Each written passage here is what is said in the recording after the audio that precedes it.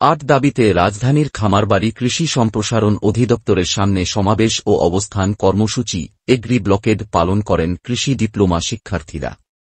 অন্যদিকে পূর্বঘোষিত ৫ দাবি বাস্তবায়নে একই স্থানে বিক্ষোভ করেন রাজধানীর শেরেবাংলা কৃষি বিশ্ববিদ্যালয়ের শেকৃবি শিক্ষার্থীরা। সোমবার ২-১ এপ্রিল একই স্থানে দুই দল শিক্ষার্থী মুখোমুখি অবস্থান নেন।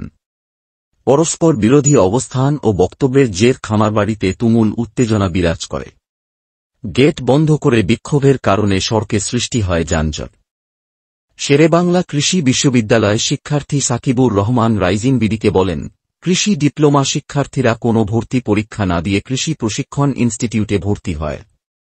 এছাড়া তারা যে নবম ও দশম গ্রেডে তাদের জন্য সংরক্ষিত রাখার দাবি করছে তা একেবারেই অযৌক্তিক। তাই আমরা কৃষি বিশ্ববিদ্যালয় শিক্ষার্থীরা তাদের এই দাবি বিরুদ্ধে দাঁড়িয়েছি। শেরপুর কৃষি প্রশিক্ষণ ইনস্টিটিউটের শিক্ষার্থী সৈকত ইসলাম রাইজিং বিডিকে বলেন, আমরা কোনো উস্কানিতে পা দেব না। আমাদের দাবি আদায় না হওয়া পর্যন্ত আমরা এখানে অবস্থান কর্মসূচি করব। আমাদের ২-১ সদস্যের প্রতিনিধি দল কর্মক্ষেত্রের সঙ্গে বৈঠকে রয়েছে। বৈঠক থেকে যে সিদ্ধান্ত আসে তা শুনে আমরা পরবর্তী কর্মসূচি নির্ধারণ করব। এদিকে উদ্ভূত পরিস্থিতি নিয়ন্ত্রণে আইন শৃঙ্খলা বাহিনীর সদস্যদের পাশাপাশি সেনাবাহিনীর সদস্যরা সতর্ক অবস্থানে রয়েছেন। কৃষি ডিপ্লোমা শিক্ষার্থীদের ৮ দফা ১। পাবলিক কৃষি বিশ্ববিদ্যালয়সমূহে উচ্চশিক্ষার সুযোগ প্রদান। ২. উপসহকারী কৃষি কর্মকর্তাদের ২য় শ্রেণীর মর্যাদায় গেজেট প্রকাশ। ৩. নিয়মিত নিয়োগ প্রক্রিয়া বজায় রাখা। ৪.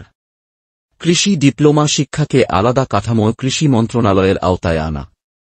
৫. কৃষি গবেষণা প্রতিষ্ঠানে ডিপ্লোমা কৃষিবিদের জন্য পদ সংরক্ষণ।